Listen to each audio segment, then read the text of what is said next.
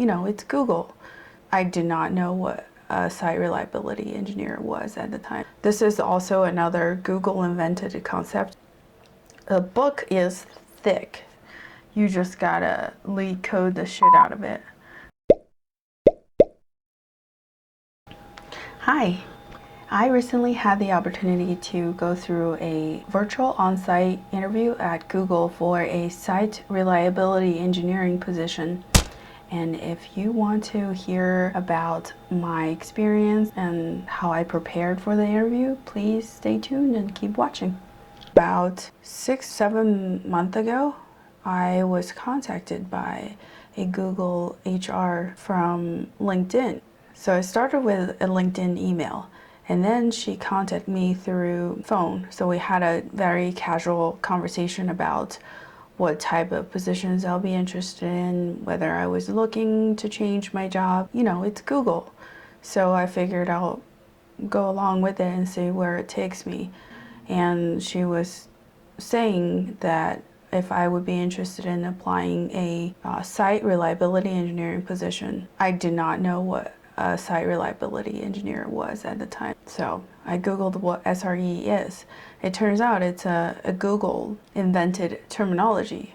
And after researching about SRE, I just wanted to share with you why I decided to pursue the SRE as opposed to software engineer.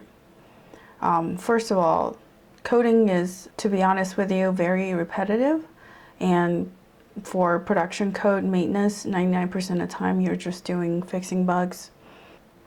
And also from what I have seen, a lot of the times these jobs can be outsourced. Also, I have been doing system engineering. The job itself is not repetitive. You solve different problems every time, and it's never boring.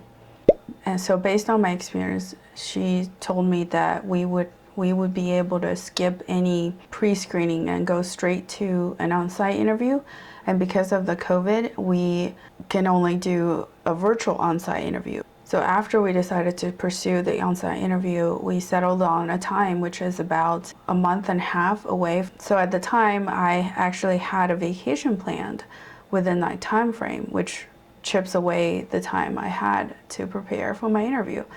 So what I ended up doing, which I find really helpful for the interview preparation process, was to have a detailed plan and figure out what you need to do each day, what subject you need to review, and how much time you spend on each subject, and which areas that you need to focus on more than others. So after that, I feel a lot more clearer on what needs to be done. And once you have a plan, it feels less anxious about the interview, about the preparation. So the interview was going to be 5 different subjects. And the subjects are Googleyness and Leadership. And second is Unix, Linux system internals. And the third one is problem solving, troubleshooting, and the practical coding in whichever language you choose, which in my case I chose Java. And last, a subject called non-abstract large-scale system design. So this is also another Google invented concept. So first of all, Googleyness and Leadership subject was the subject that I prepared the least amount for. So think about specific examples. So for me, I thought about 4 or 5 different scenarios where I would overcome difficulties. Think about from your past experience and how you can articulate that to illustrate your leadership characteristics. I came across a couple of good readings. One of them was an article called Hiring Site Reliability Engineers by a Googler named Chris Jones. And then the other one was actually a video at a SRE conference in Australia, and it's titled Interviewing for Systems Design Skills by Sebastian Kirsch. And I will have the links down below for your reference. So these are some of the really good reads that helped me understand how Google search in talent finding. And then the second subject was Linux and Unix internals. This is one of the subjects where I find that you cannot study for it in a short period of time, and this is very much has to be a refresher memory of something that you have already known or you have already worked on in your past experience or in school, or just spare time messing with Linux. And all those days where you weren't satisfied with just a quick search, quick fix, and your curiosity made you look under the hood of what's going on with Linux, and all that learning, all that reading is going to pay off.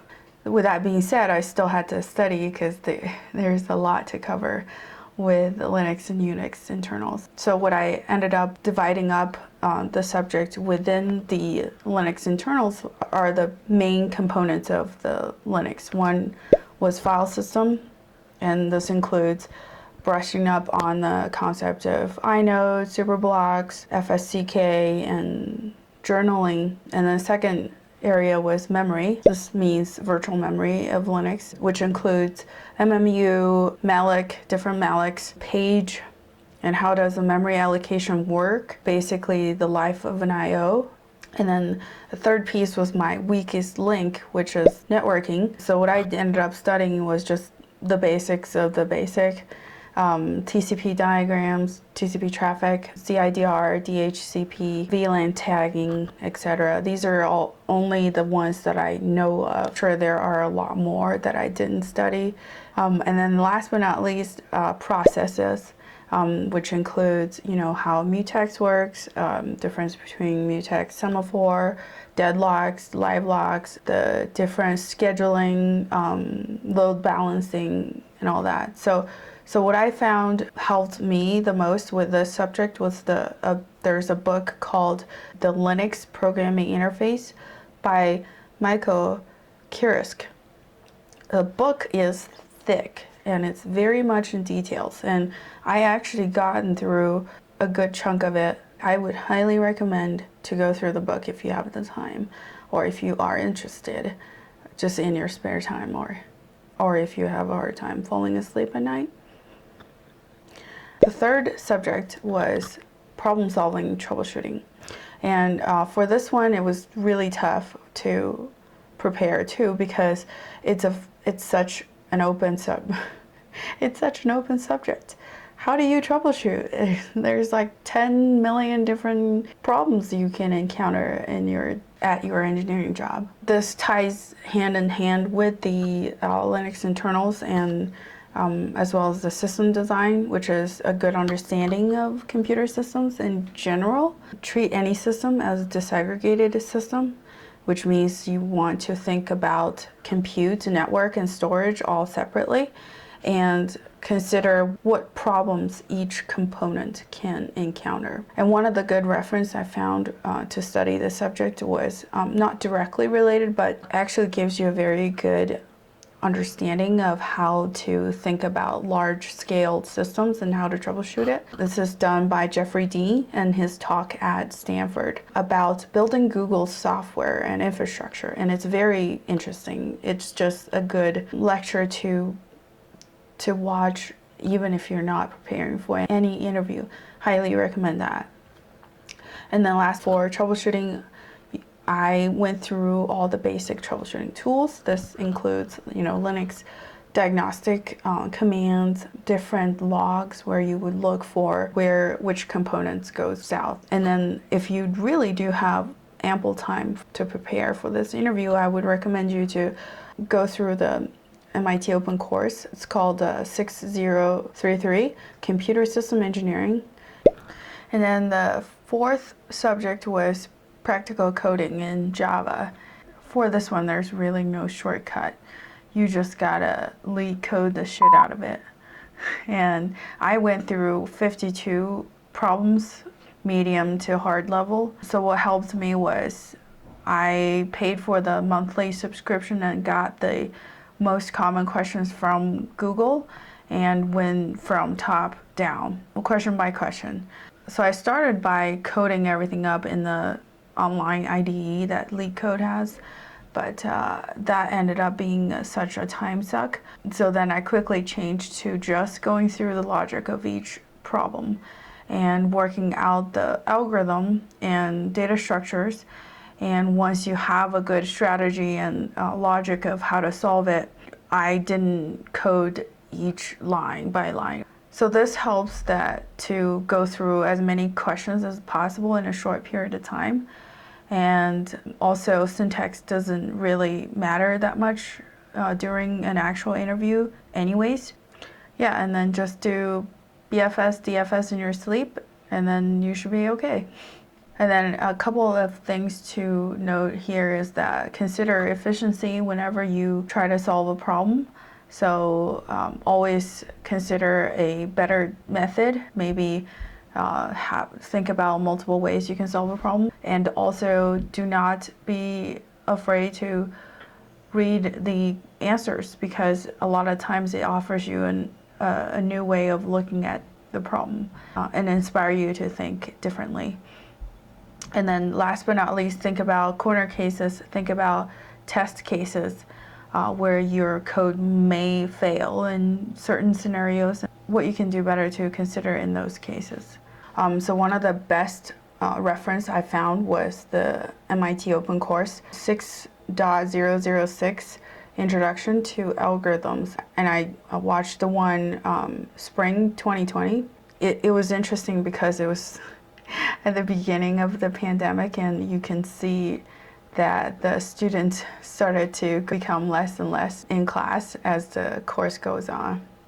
But highly recommend the course because it takes you through the basics of important algorithms and data structures, and it just gives you a holistic refresh of algorithms and data structure in general. And the last subject was the non-abstract large-scale system design. This is another subject that is invented by Google. So the best resources is Google. Just go non-abstract large-scale system webpage, and they have a whole section on resources. And then also another big part of preparing for this subject is you have to memorize some very basic numbers for system design, because you're going to have to solve a non-abstract large-scale system, which means you have to go down to the details of, the sizes in bytes, the cost or the latency in seconds or nanoseconds, etc. So remembering those numbers will definitely help you quickly think through the design process. And then just work through a couple of example questions on this. It's not very readily available, the example questions on the internet. However, the best part is once you work through one question, all the rest is very much similar. So you don't have to do much, just focus on one or two mock interview questions, work out all the details from beginning to the end.